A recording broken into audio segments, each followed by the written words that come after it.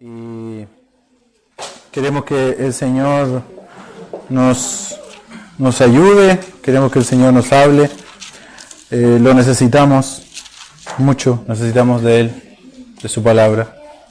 Así que le voy a invitar una vez más a que podamos orar y pedirle al Señor que nos ayude a oír, a recibir lo que Él quiera decirnos en esta tarde. Señor bendito, te doy muchas gracias porque tú eres muy bueno. Eres muy bueno con nosotros y nos das este privilegio de estar juntos en este lugar, reunidos en tu nombre y esperando, oh Dios, que tú nos hables. Esto es tan grande y tan de temer a la vez. Señor, pararnos en este lugar y hablar en tu nombre. Señor, danos mucha gracia, mucha sabiduría, mucha humildad para hacerlo. Y danos también esta gracia que necesitamos para oír tu palabra, para recibirla, para atesorarla en el corazón y para llevarla en práctica una vez que salgamos de este lugar. Señor, queremos que tu nombre sea glorificado en medio de tu iglesia. Queremos que tú seas exaltado en ese lugar. No queremos nada más, sino que tú resplandezcas con poder en los corazones de nosotros. Ayúdanos, Señor, ayúdanos, porque separados de ti nada podemos hacer. Ayúdanos, en el nombre de Jesús oramos. Amén. Amén. Por favor, abra su Biblia en 2 de Corintios.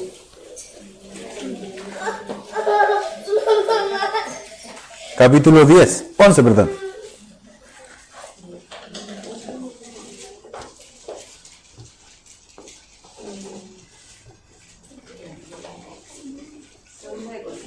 Segundo de Corintios 11.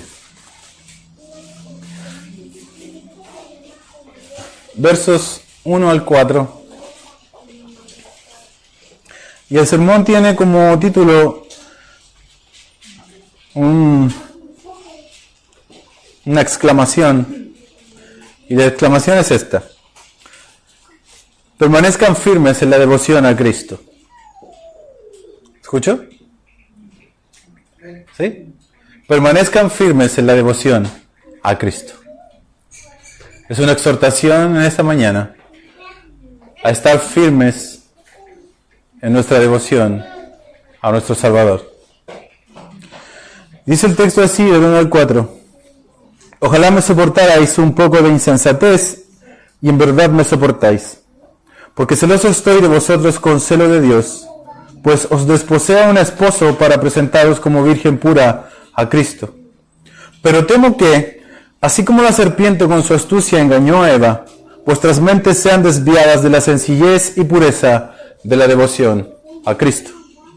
Porque si alguien viene y predica a otro Jesús, a quien no hemos predicado, o recibís un espíritu diferente que no habéis recibido, o aceptáis un evangelio distinto que no habéis aceptado, bien lo toleráis. Hermanos, para ser sincero con el texto, tengo que dar un poco de contexto para que se entienda. Y voy a hacer un esfuerzo por hacerlo muy breve. Los capítulos 10 al 13 de 2 de Corintios, de esta carta, hermosa por lo demás, es una advertencia cargada de emoción de parte de Pablo, porque Pablo espera que los corintios arreglen unas situaciones con el Señor en primer lugar, antes de que Él vaya a visitarlos por tercera vez. Él, cuando estaba escribiendo 2 de Corintios, estaba dispuesto a ir por tercera vez a los corintios, y ya esta vez no iría como el apóstol manso que fue en las 2 oportunidades anteriores, sino que ahora iría con toda su fuerza de apóstol. Pero Él quiere que ya se arrepientan de sus pecados, ya vamos a ver cuáles eran sus pecados, y que se vuelvan al Evangelio, básicamente.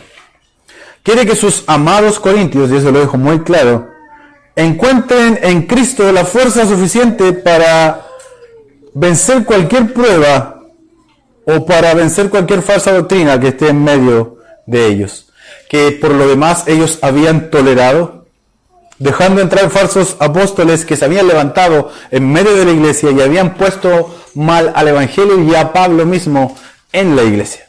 De eso se trata más o menos la dinámica de segunda de Corintios. Es tanto así que Pablo, de alguna manera, muchos dicen que se defiende, dice cosas como esta que decían de él. Él, por carta, es bastante osado, pero en vivo es poca cosa.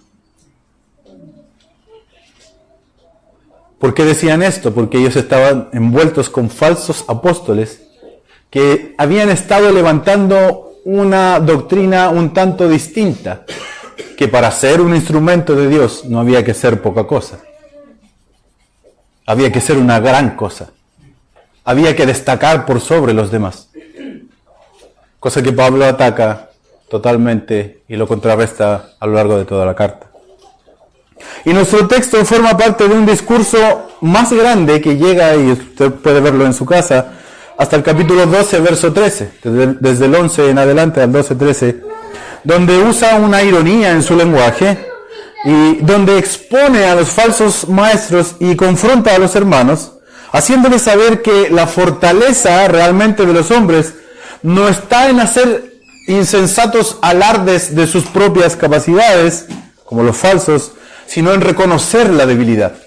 He ahí donde está la verdadera fortaleza, cuando tú y yo somos capaces de reconocer que somos débiles, porque en medio de la debilidad el poder de Dios obra. El poder de Dios obra en los humildes, no en los orgullosos. Y entonces Pablo les está diciendo que el poder de Dios se perfecciona en la humildad, no en la arrogancia, y por lo tanto está dando un mensaje claro, y es este: no se dejen engañar. Amados corintios, a pesar de todo lo que ha pasado entre nosotros, yo les pido que no se dejen engañar.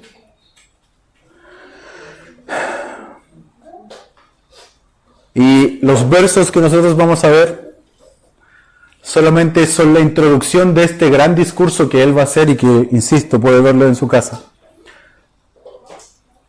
Y lo bonito de estos versos es que Pablo muestra el corazón o la razón por la cual él va a hacer este gran discurso. La razón por la cual él va a llamarle la atención a sus amados corintios diciéndole: pero ¿cómo se les ocurre seguir a esta gente que se promueve a sí misma? Y él en estos versos da la razón. Y es muy hermoso cómo abre su corazón y muestra su corazón pastoral y les dice: hermanos, yo les voy a decir estas cosas por esta razón.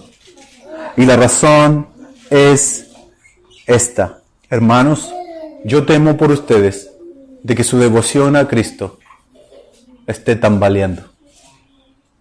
Yo temo por ustedes de que al ver sus vidas, a los corintios estamos hablando, ustedes estén prestando oído a otro evangelio, a otro mensaje, a otro Jesús, y no al Cristo por el cual murió por ustedes. Entonces él les dice: hermanos, por favor, yo les ruego, consideren estas cosas y mantengan firme su devoción a Cristo. Y ese es mi mensaje para ustedes en esta tarde. Hermanos, en Concepción, mantengan firme su devoción a Cristo y no se dejen engañar, ni por falsos ni por ustedes mismos. Ese es el mensaje que tengo, ¿ok? Esa es la introducción. Entonces, la idea del capítulo 11 es mantenerse firme en la devoción a Cristo y no dejarse engañar por falsas enseñanzas y no tolerarlas. Ese es el lenguaje de Pablo. Ustedes toleran a los falsos, toleran esas cosas. Entonces, para nosotros es: hermanos, mantengamos firmes nuestra devoción a Cristo y no nos dejemos engañar por falsas enseñanzas, no las toleremos.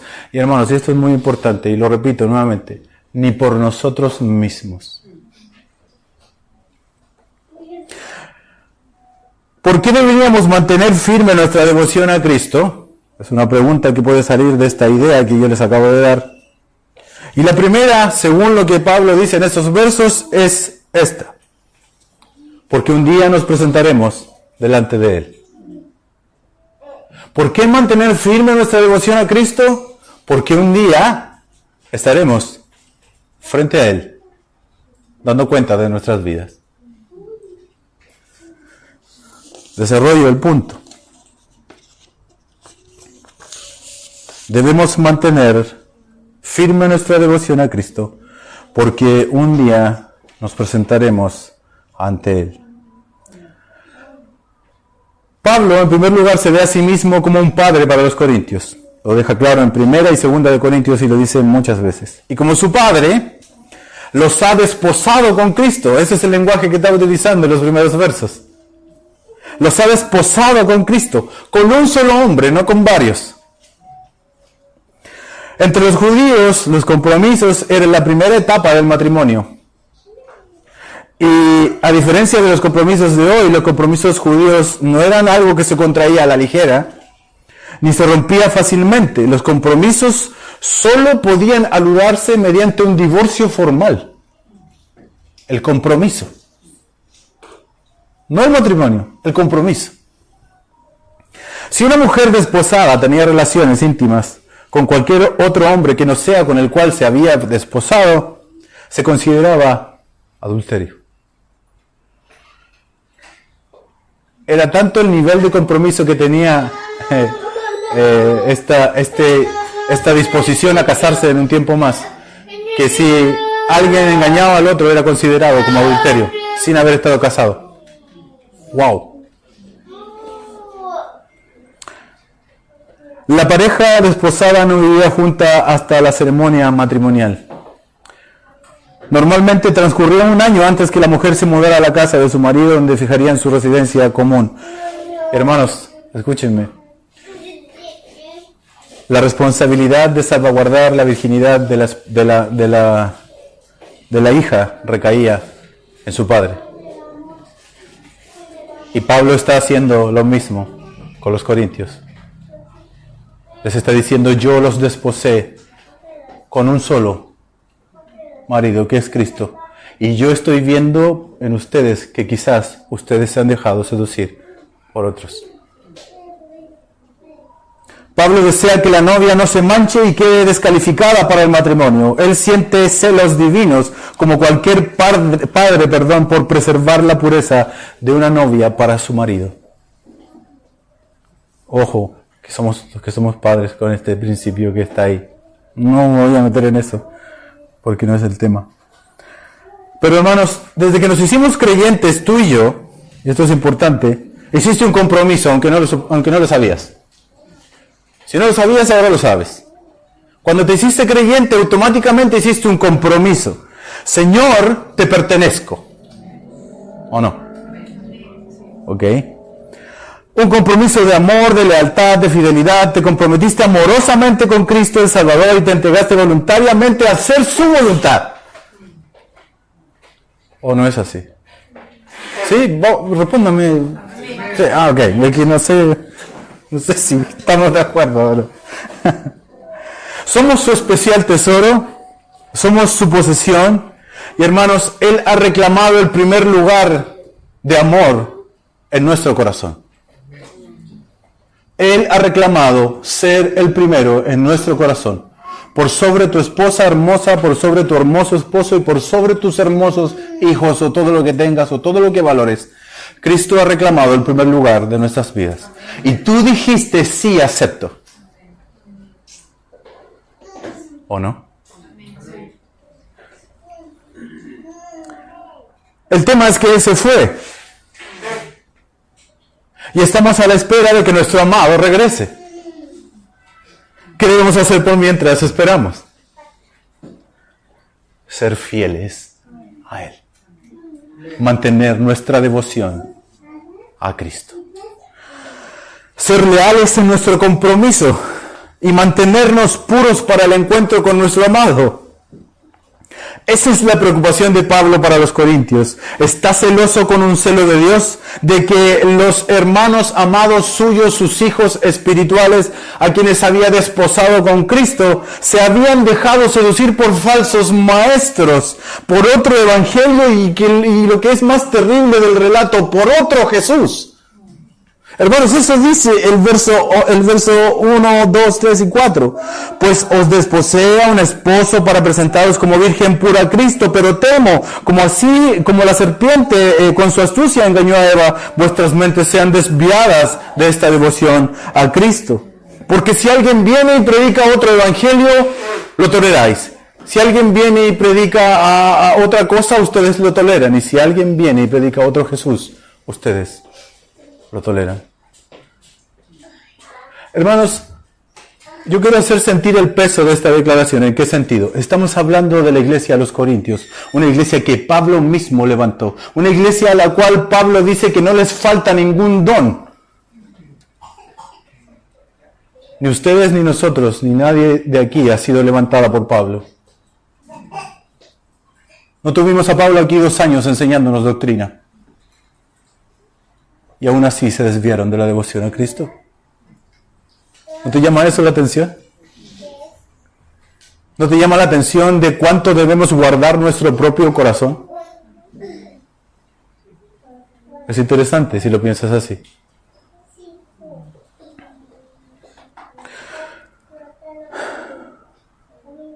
Se han dejado seducir por falsos maestros, por otro evangelio, por otro Jesús. Su celo, el celo de Pablo por ellos no es un celo orgulloso, sino que está preocupado de que sus amados hermanos están siendo infieles a su Salvador. Dios es un Dios celoso que no comparte sus cosas con nadie. Eso ha de decirse en cualquier lugar y en cualquier tiempo. No comparte tu amor. Él demanda todo tu amor. La pregunta es, ¿cómo estaremos para el encuentro con nuestro amado? ¿Alguno se habrá dejado seducir por otro pretendiente? ¿Te has mantenido fiel como esposa esperando el día de su boda? ¿En qué piensas constantemente cuando te levantas? ¿Cuando te acuestas? ¿Cuando respiras? ¿Lo recuerdas? Al ver a tus hijos y todas las cosas que por gracia tienes, ¿lo ves a Él? Al ver tus aflicciones y adversidades, ¿lo ves y le amas? Hermanos, Él está en el primer lugar de nuestro corazón. ¿Cuánto tiempo ocupa nuestra mente nuestro amado al día?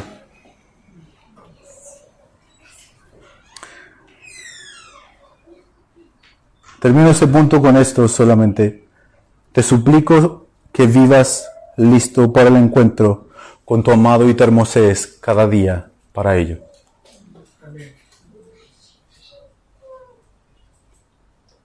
Debemos mantenernos firmes en nuestra devoción a Cristo porque un día le veremos. Y como la novia espera el día de su boda, hemos de esperar el reencuentro con nuestro amado y estar aptos para eso. Pero no solo eso, sino que otra razón para mantener firme nuestra devoción a Cristo es porque nuestro enemigo es astuto. Y porque nosotros somos propensos a desviarnos. ¿No? ¿Sí o no?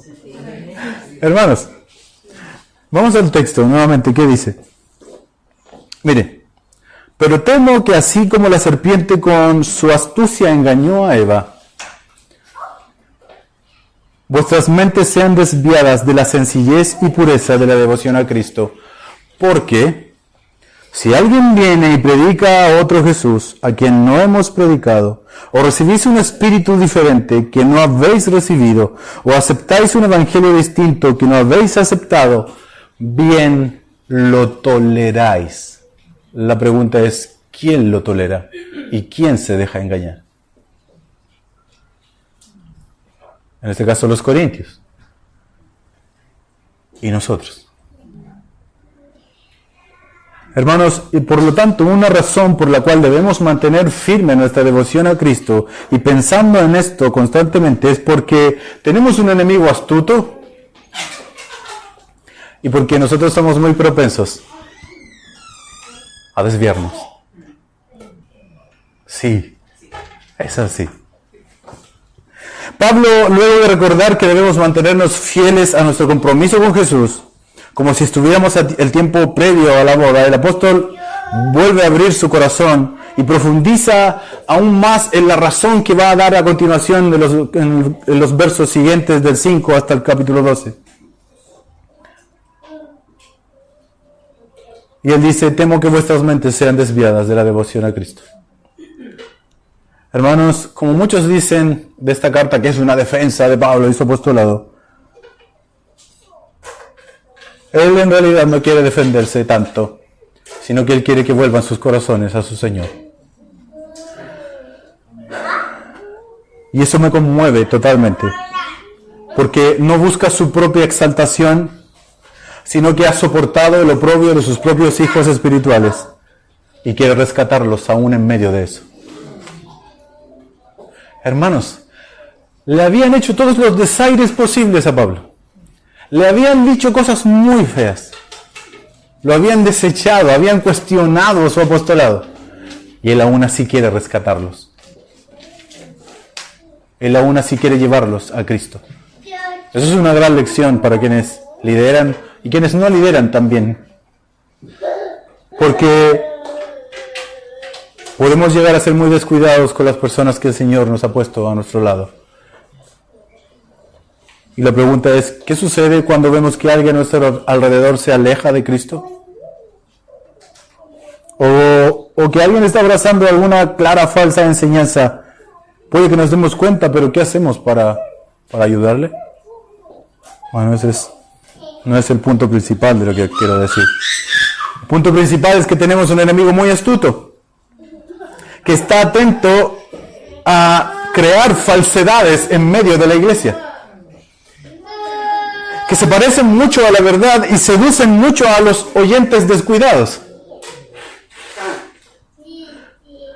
Y además nosotros poseemos un corazón que es muy propenso a ser seducido por otras cosas y por el propio corazón. El enemigo sigue engañando y hemos de estar conscientes de esa verdad. Sus astucias son tan potentes que son capaces de desviarnos de Cristo, es lo que dice el texto. No estoy en ningún momento poniendo en cuestionamiento el poder de Dios y su soberanía ni nada por el estilo. Solamente estoy diciendo, dice la Biblia, que tenemos un enemigo astuto y que nosotros somos fáciles de caer en muchas de sus engaños.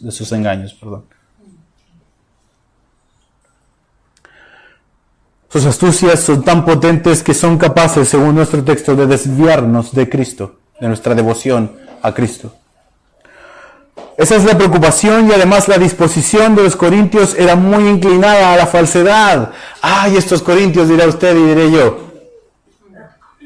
Pero al igual que ellos somos muy propensos a ser engañados y seguir consejos de nuestro propio corazón. Pablo dice entonces, si viene alguno y predica un evangelio distinto y presenta un espíritu distinto y a un Jesús distinto, bien lo toleráis. Si nos basamos en lo que escribe Pablo y dado el contexto de todo lo que estaba sucediendo ahí, podríamos decir que el evangelio distinto al cual Pablo se podía estar haciendo referencia era un evangelio que permitía que las personas se jactaran de sí mismas. Ese es uno de los grandes tópicos que él toca en el capítulo 10, que ellos estaban permitiendo que había gente en medio de ellos que se jactaba de sí mismo y ellos lo toleraban. Entonces, un evangelio que permitía jactancia, arrogancia, un evangelio que permite poner un énfasis más en lo externo que en lo interno, en las capacidades externas, en el hablar bien, en el tener un buen porte, en el tener una buena situación o estar bien vestido. Los estándares de éxito humano y la capacidad retórica eran parte de ese evangelio distinto que estaba moviendo en Corinto. Un espíritu distinto. Probablemente un espíritu donde se producen milagros, éxtasis y visiones, por lo que Pablo va a decir en los capítulos 11 y 12 más adelante. Es en estos capítulos donde él dice que conoce un hombre que fue al tercer cielo, ¿se acuerda?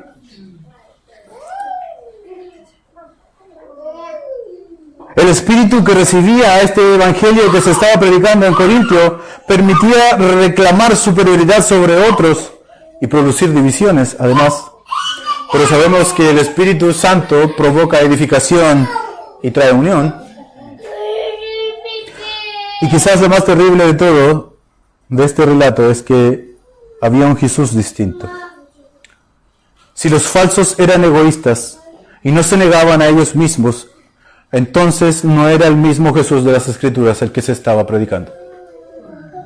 El Jesús que predican les confiere estatus y honor, y el Jesús de las Escrituras se hizo sirviente de todos para salvarlos.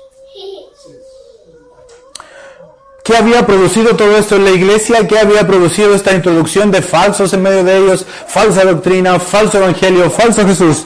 Lo que dice el capítulo 12, verso 20 y 21. No lo busque, yo se lo leo. Temo que encuentre pleitos cuando vaya donde ustedes, envidias, enojos, calumnias, divisiones, chismes, insolencia, desórdenes, inmundicias, inmoralidad, libertinaje. Ese es el resultado de un evangelio diferente. Ese es el resultado de un espíritu diferente. Ese es el resultado de un Jesucristo diferente en medio de una comunidad de creyentes. Entonces, ¿cuáles serían los criterios para identificar que se está predicando un Jesús y un espíritu y un evangelio genuino y que no estamos cayendo en el engaño? El Jesús de las Escrituras es un Jesús manso y humilde. Un líder que no vino a ser servido, sino que vino a servir. La semana pasada en la iglesia predicábamos de ese texto en Marcos. Él es un rey que vino a servir. Es el rey de reyes que se hizo servidor de todos. Y sus súbditos, que no son reyes, han de ser de la misma manera. Siervos que sirven. El Jesús de las Escrituras es manso, es humilde. No quiere estar por sobre otros. No quiere sobresalir sobre otros. Él vino a dar su vida en rescate por muchos. Lo que caracterizó a nuestro amado Salvador fue que Él vino a despojarse, no a adueñarse. No vino a exaltarse, no vino a jactarse, vino a someterse.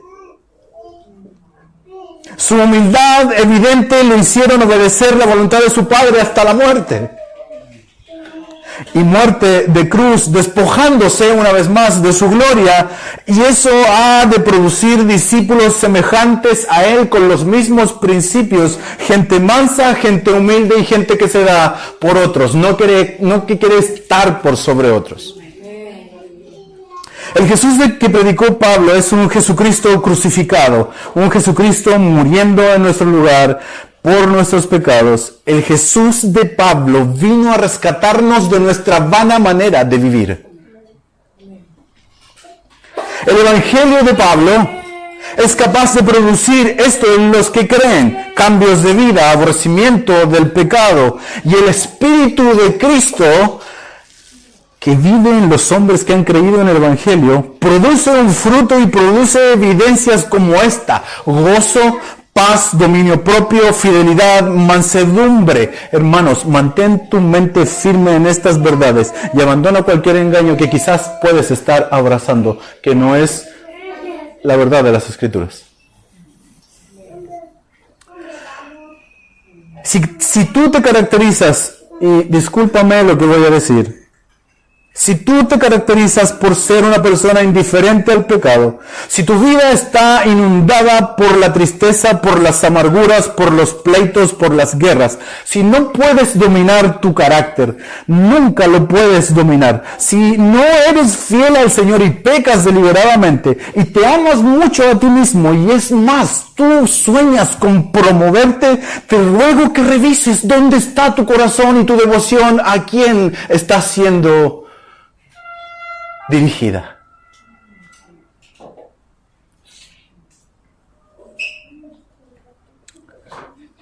Y evalúes las cosas que estás creyendo. Porque si somos de esta manera, temo que hayamos sido engañados.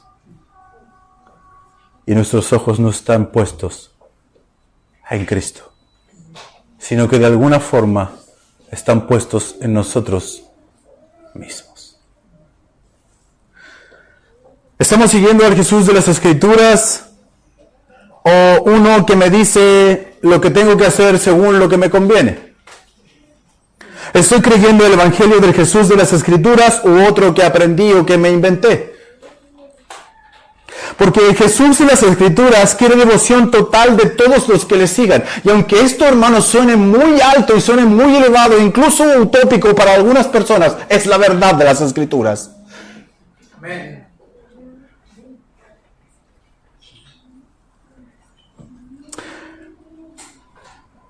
El Jesús de las Escrituras quiere nuestra devoción total porque Él dio su vida por nosotros. Él quiere que le amen más que cualquier persona o cosa en el mundo. Él quiere que le obedezcan y que quiere que sigan sus pisadas porque además eso es lo que nos conviene y es lo mejor. Y quiere que aborrezcan y que aborrezcamos nuestros pecados porque es por eso que Él vino a morir por nosotros. Si alguien piensa que puede compartir su amor con otra cosa, seguirle cuando tenga tiempo y ser ligero en el trato con el pecado porque Dios me entiende y tener una relación superficial y poco comprometida con la iglesia, entonces estoy creyéndole en otro Cristo, en otro evangelio y yo estoy siendo guiado por otro espíritu. Hermanos, que nos expongamos domingo a domingo al evangelio no quiere decir que estamos en el evangelio. Que escuches predicaciones, que leas tu Biblia, no quiere decir que estás devoto a Jesús realmente.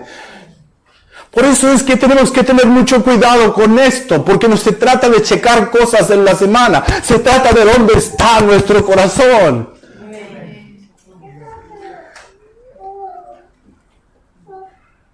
Hermanos, que nos expongamos domingo a domingo al Evangelio, no quiere decir que lo estoy abrazando. Puede que siga sosteniendo algo insostenible. Como por ejemplo esto. Ser creyente y tener una relación superficial con la iglesia es creer otro evangelio. ¿Escuchó? Ser creyente y tener una relación superficial con la iglesia es algo que tú te inventaste. No es algo que está aquí. Porque la iglesia es su cuerpo. Es su preciado tesoro. Y es el instrumento que Él dejó para que su reino avance en esa tierra. Y es donde tú y yo vamos a ser perfeccionados, animados, confrontados y todos los hados que se te ocurran.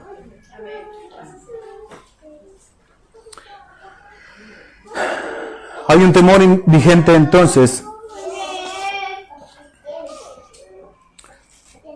Amor, ¿dónde está la agüita?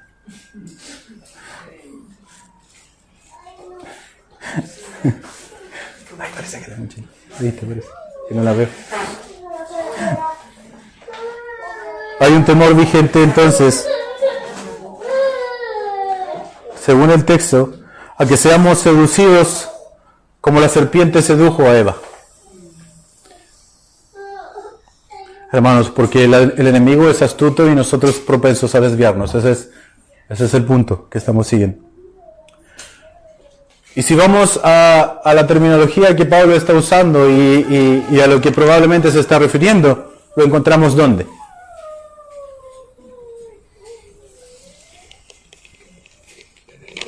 Génesis, bien. ¿Quién dijo? ¿Tú? Bien.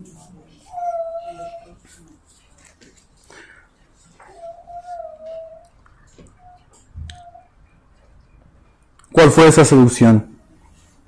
Fueron argumentos engañosos, parecidos a la verdad, pero no era la verdad. ¿Te acuerdas de lo que pasó ahí? Eran argumentos parecidos a la verdad, pero no eran la verdad. Se parecía a la verdad. Era parte de la verdad, pero no era la verdad. Eva dijo: no debemos comer ni tocar el árbol, porque moriremos. La serpiente dijo: no morirán, sino que tus ojos serán abiertos y serás como Dios, sabiendo el bien y el mal. Y la mujer luego de eso vio que el árbol era bueno para comerlo, agradable a los ojos, codiciable para alcanzar sabiduría. Mire la astucia. Usando la verdad y torciéndola, luego de tentar a la mujer diciéndole, serás como Dios, ella vio el árbol prohibido por Dios como codiciable para alcanzar sabiduría. Así. ¿No muestra este relato que somos propensos a caer?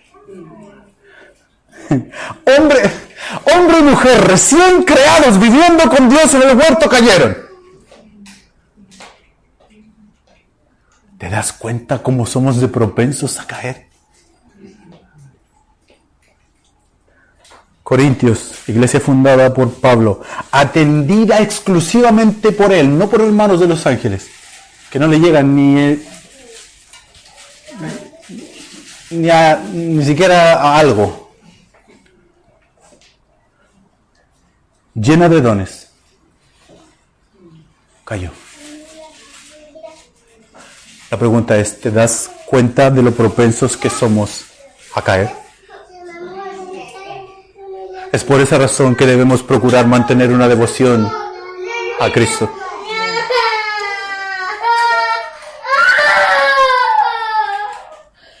Y fueron abiertos sus ojos. Adán, Eva vieron que estaban desnudos y se avergonzaron.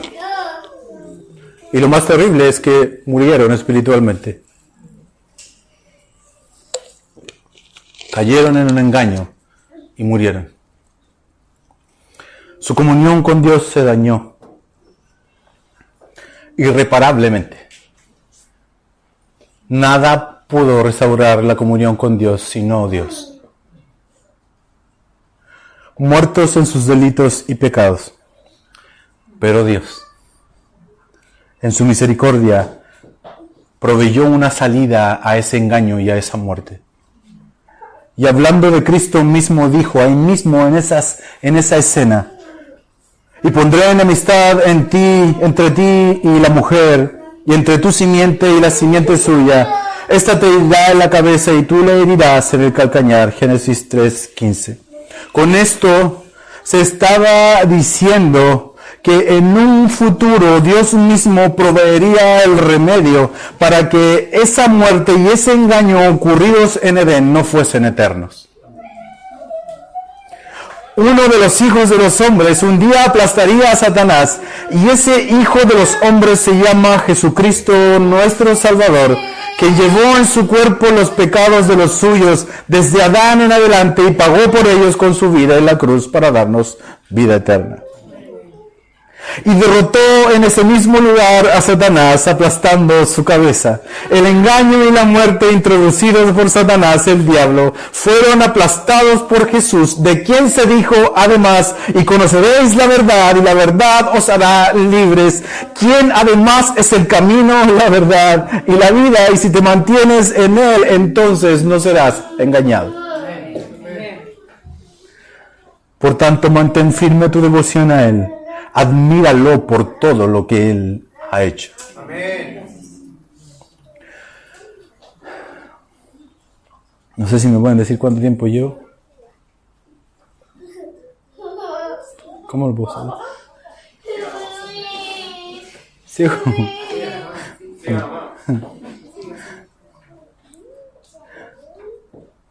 Voy a tratar de aplicar esto de una manera rápida. ¿Por qué permanecer devotos a Cristo?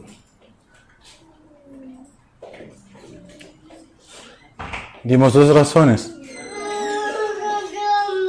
Hola. ¿Se acuerdan de las razones que dimos? La primera es ¿por qué? Un día le veremos. La segunda es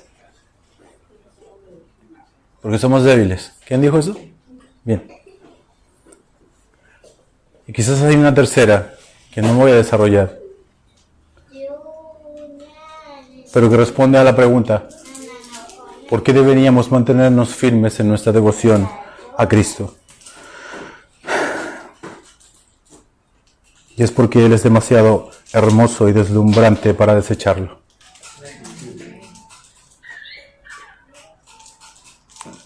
Si cuando Él estaba caminando, muchas veces todos se maravillaban de verlo hablar, actuar, hacer milagros y todo lo demás.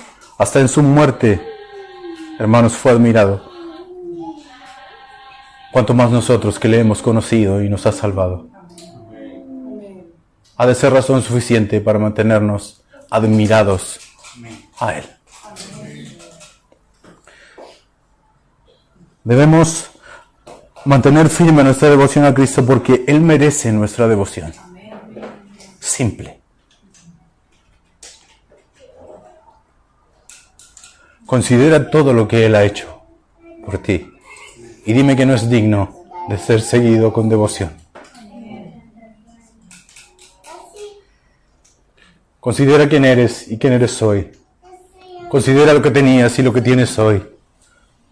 Considera a los hermanos que no tenías y tienes hoy. Y dime si el Señor no es digno de ser reverenciado, adorado y seguido con total devoción por todo lo que ha hecho y por todo lo que Él es.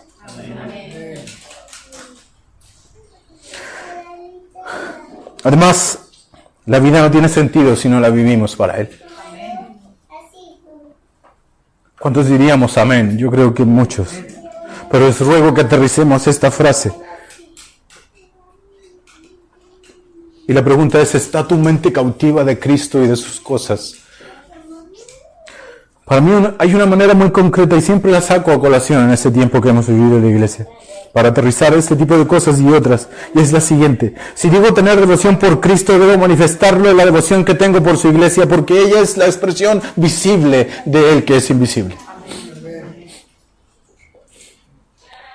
Si digo que yo tengo devoción por Cristo, he de tener devoción por la iglesia, porque es su cuerpo, es su representación aquí en la tierra.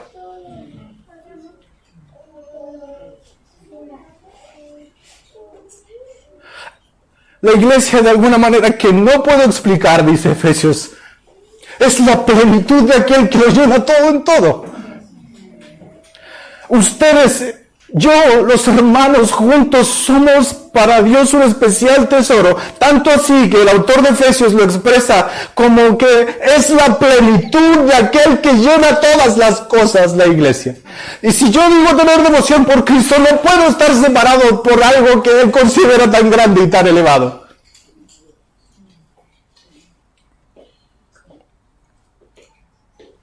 Si digo tener devoción por Cristo, he de tener devoción por su iglesia, porque es la representación visible del Dios invisible aquí. Amén.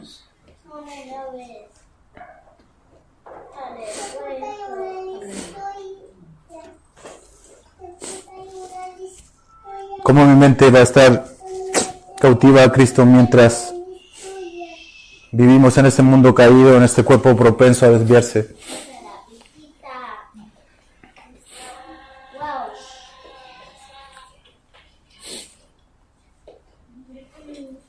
¿Escuchaste?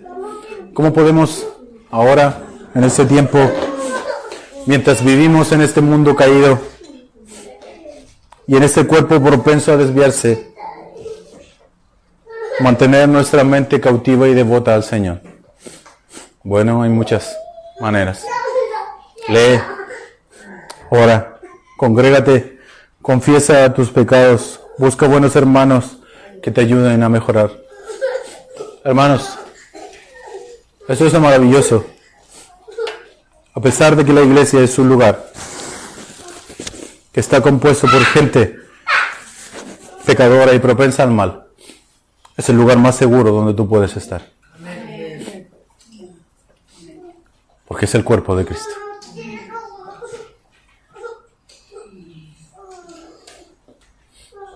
Sé que quizás para algunos de ustedes estar lejos de la iglesia es el lugar más seguro. No es así. El lugar más seguro donde tú puedes estar es en la iglesia. Rodeándote de gente que ama al Señor, imperfecta como tú. Bueno, hay iglesias y iglesias también. Otra cosa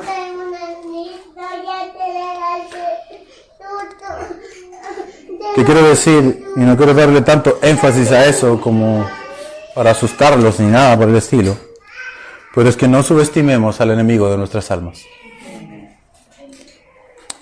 Huyamos del mal porque nadie es demasiado fuerte para enfrentarlo. Nadie. Reconoce tu debilidad y que eres propenso a ser seducido. Y no dejes de tener comunión con tus hermanos, que muchas veces son los que te aterrizan. Muchas veces son el Natán que tú necesitas para decirte, ese pecador eres tú. Y librarte de 9 meses, como le pasó a David en ese contexto, de tinieblas, de dureza de corazón. En la iglesia estarás seguro. Busca refugio del pecado de tu propio corazón. Hazlo en compañía de otros hermanos que son igual de débiles que tú. Esa es la manera que Dios ideó. Yo sé que podemos, tú y yo puede que tengamos mejores ideas. Pero esa es la idea que a Dios se le ocurrió para que tú crezcas en santidad. Rodearte de otros pecadores y caminar juntos en pos de la santidad. Wow. El engaño está al acecho. Y al pensar en esto solo puedo decir, oremos para que no seamos engañados. Oren por sus pastores para que no seamos tentados a desviarnos y a guiar al hermano, a la hermana al error. Y para que sepamos identificar a cualquiera que se levante con estos fines en medio nuestro. En medio de la iglesia. Que usted no sea fácil de engañar. Para eso hemos de conocer la verdad, mantenernos en la verdad y su palabra es verdad. Dijo Spurgeon, obsérvate a ti mismo más que cualquier otro porque llevamos el peor enemigo dentro de nosotros mismos. Hermanos, examinémonos. ¿Cómo saber si estamos creyendo mentiras que nosotros mismos nos hemos inventado y nos las predicamos? Sigue así estás bien, no ores, no importa, no te esfuerces, no compartas, no ves, no leas, la salvación no depende de eso. Sí, no depende de eso, pero no puedes no hacer todas las otras cosas. ¿Ves? Es una verdad que fácilmente puede ser torcida y creída. Hermanos, y eso que acabo de decir es muy creído. No te esfuerces, no compartes, no des, no leas, la salvación no depende de eso, no pidas consejo, no pidas perdón, tienes todo el derecho a estar cómodo y a tomarte tu tiempo. ¿Tiempo de qué? Si tú dijiste sí, acepto a seguir al Señor y a hacer su voluntad. De la misma manera, cualquiera que vea el ministerio, hermanos, si pongan atención, o a la iglesia como el medio para ser promovido o para sacar algún provecho económico, está totalmente ajeno de lo que el Evangelio es y lo que el Evangelio promueve. Si somos propensos a desviarnos, bueno es para nosotros evaluar nuestras motivaciones, ya sea de los líderes o los hermanos que no están haciendo ninguna actividad visible en medio de la iglesia. Tenemos que evaluar, y esto es importante, cuáles son nuestras motivaciones por las cuales servimos al Señor. ¿Qué retribución busco por mis servicios? Algunos buscan dinero, otros buscan reconocimiento, otros buscan cosas torcidas que no sabía cómo decirlas en ese momento. Pero ya sea que estás predicando, ya sea que estás enseñando, ya sea que estás sirviendo en la música, ya sea que estás sirviendo con los niños, en el aseo, en las mesas, en la casa a tus hijos, sirviendo a tu esposo o a tu esposa, hermanos, que el único deseo de nuestro corazón sea agradar a nuestro Señor y se acabe. Y lo único que queramos oír de nuestro Señor para nosotros, como dice un muy buen video de Paul Washer, que quizás muchos de ustedes los han oído y lo han visto, es esto: bien hecho. Bien hecho. Señor, di mi vida por ti. Dejé todo por ti. Bien hecho. Bien hecho. Bien, buen siervo, fiel. Bien hecho. ¿Qué otra recompensa podría querer un ministro del Evangelio o un verdadero hijo del Señor o cualquier creyente que le sirva al Señor en medio de la iglesia? ¿Qué pago podría querer recibir sino que solo escuchar de las palabras de su Salvador decirle, bien hecho, hijo mío?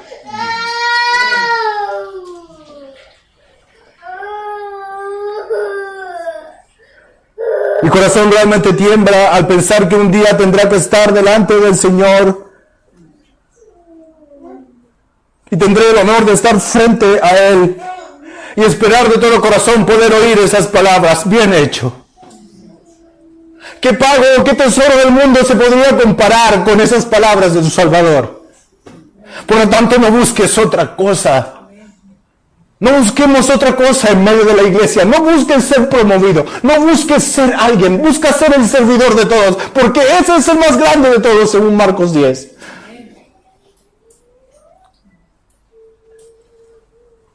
Ni todos los tesoros del mundo se pueden igualar a ese pago.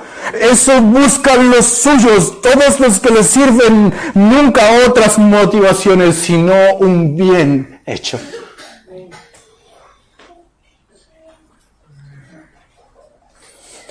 Hermanos, sobre todo los quienes lideran, no te dejes engañar ni por el dinero ni por la posición. El Evangelio es tan sagrado que no ha de ser utilizado como medio para enriquecerse. El Evangelio es tan hermoso y ha de ser tratado por sus ministros con tanta devoción y honra que no se puede ni siquiera imaginar lucrar con él.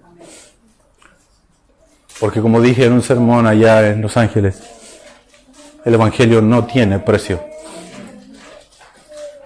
Aunque de alguna manera sí lo tiene. Porque para que el Evangelio sea el Evangelio, para que sea esta buena noticia de que ahora los hombres pueden ser reconciliados con Dios, para que sea salvación para todo aquel que lo cree, tuvo que pagarse un alto precio.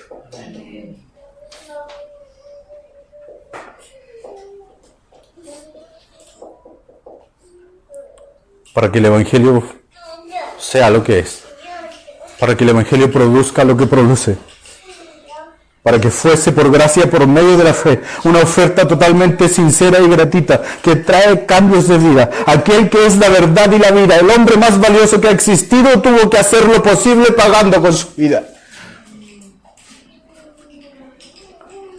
Muriendo en la cruz. Fue un alto precio porque le costó la vida al que hace posible que todos tengan vida.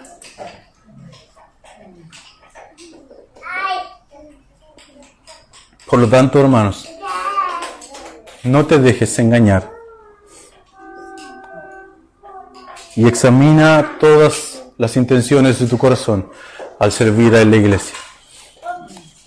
Y busca solamente que la gloria del Señor sea reconocida. No ni promoverte, no enriquecerte o no tomar ventaja. Porque somos demasiado propensos a desviarnos y tenemos un enemigo muy astuto que su intención constante todos los días es desviarnos de la devoción a Cristo. Por lo tanto, concluyo. Mantengámonos firmes en nuestra devoción a Cristo, porque un día estaremos con Él, porque un día le veremos. Porque nuestro enemigo es astuto y porque somos propensos a desviarnos y porque Él se lo merece. Porque Él lo vale. Oremos.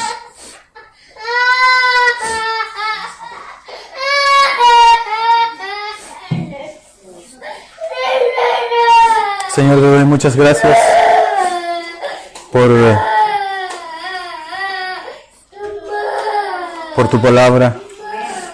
Señor, yo te ruego que tú nos ayudes a procesarla, a entenderla. Yo te ruego, Señor, de que tú nos animes y nos hagas estar alertas como Pablo quería alertar a sus amados corintios y rogarles, hermanos, no pierdan su devoción a Cristo. No se dejen engañar ni por el enemigo ni por ustedes mismos. Busquen refugio en su palabra y en la iglesia, que es un lugar donde podrán estar seguros. Señor, yo te ruego que si alguno de nosotros se ha querido desviar o se ha desviado de ti y de tus cosas, de tus propósitos, yo te ruego que por medio de tu palabra tú puedas llamarnos al camino. Que puedas poner nuestra vista donde corresponde. Que puedas, Señor, darnos los motivos correctos por los cuales nosotros hemos de dirigirnos. Señor bendito, queremos amarte siempre y ser devotos de ti, porque tú lo vales absolutamente. Y si nuestros ojos y nuestro corazón no son capaces de verlo, yo te ruego también que nos ayudes a esto, a verte con la hermosura que tú tienes, a verte quién tú eres para caer rendidos delante de ti y dejar todas las otras cosas que son contrarias a ti mismo. Gracias, Señor, por ese tiempo. En el nombre de Jesús oramos. Amén. Amén.